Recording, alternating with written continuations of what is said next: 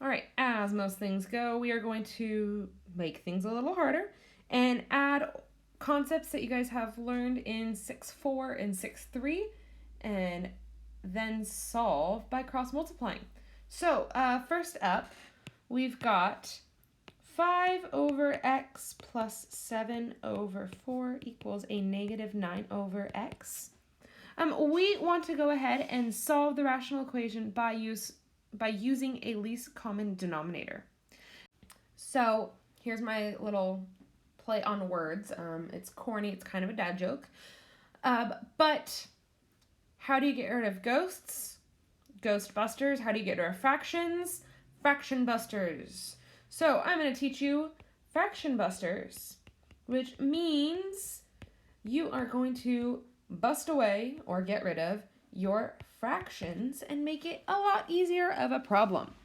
All right, so what we're going to look at is we are going to go ahead and see what will get rid of the denominator on both sides. This means we are going to be multiplying both sides by the same number or same variable number combination.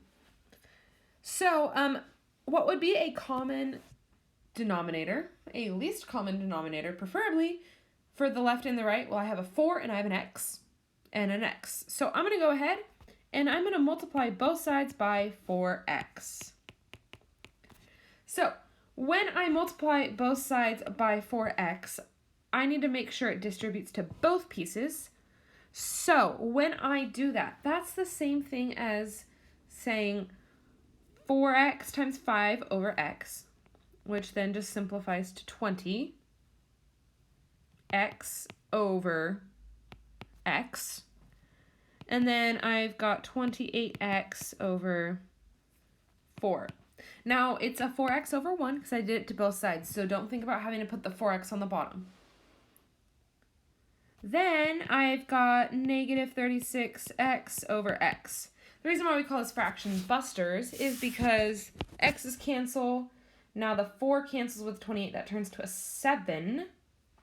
And then we've got x. So technically we have 20 plus 7x equals a negative 36. And our fractions have been bust. Now you don't necessarily always need to show that middle step. Some people can look at it and go, well, that's going to give me 20x over x, so the x's will cancel. And just skip that second step. So that's perfectly fine. But since it's the first time you guys are seeing this, we're going to do it this way. So now where we're at, we can just go ahead and solve for x. So I'm going to subtract 20. I get 7x equals negative 56. Divided by a 7. X equals negative 8. Now I need to go ahead and check it. So plug in a negative 8 into my original. So 5 over negative 8 plus 7 over 4 equals negative 9 over negative 8. The thing that's kind of a bummer about this is I need to now, in order to check it, I need to go ahead and change that into over 8s, which isn't that bad. But this is negative 5/8 plus 14 over 8 equals negative 9 over negative 8, which is just a positive 9 over 8. So now I have negative 5 plus 14, so that's 9 over 8 equals 9 over 8.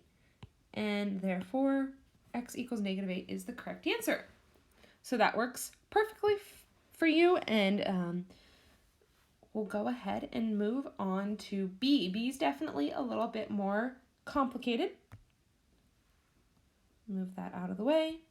And add in B. B is 1 minus 8 over x minus 5 equals 3 over x. Now 1 is the same thing as 1 over 1. I just rewrote it just so you can see that. So in order to get rid of the denominators, you need to multiply by the least common denominator, which I have an x minus 5 and an x.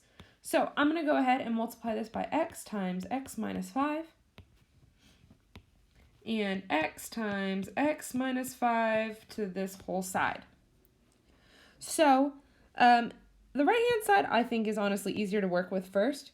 if you look, this is over 1, which means when you multiply, those x's are going to cancel, and you're actually just left with a 3 times an x minus 5, and then it's over 1, so your fraction's gone. Now on the right-hand side, you need to make sure you distribute properly, but that 1 over 1 turns to an x times x minus 5, 1. And then your right-hand side, this negative 8, so minus, then you have 8 over x minus 5 times x minus 5. The x minus 5s will cancel, and you're just left with a minus 8x, and it's over 1.